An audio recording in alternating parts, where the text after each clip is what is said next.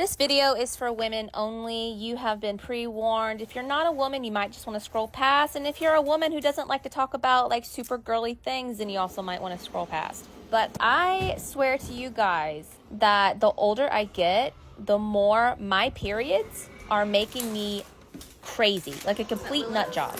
Yesterday, somebody in my family said something to me that on a normal day probably would have just, made me mad or upset, and then I would have moved on.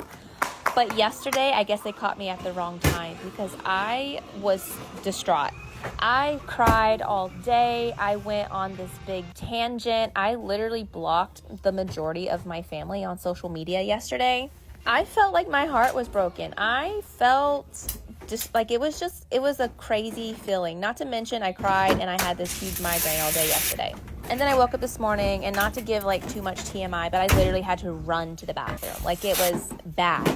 And then I had this moment of clarity. I was like, well, this explains it. This explains my craziness yesterday.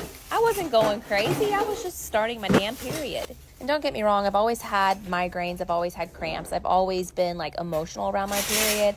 But the older I get, I'm 36, almost 37, it gets worse. It gets so much worse. So I'm thinking, like, is this a preview of menopause?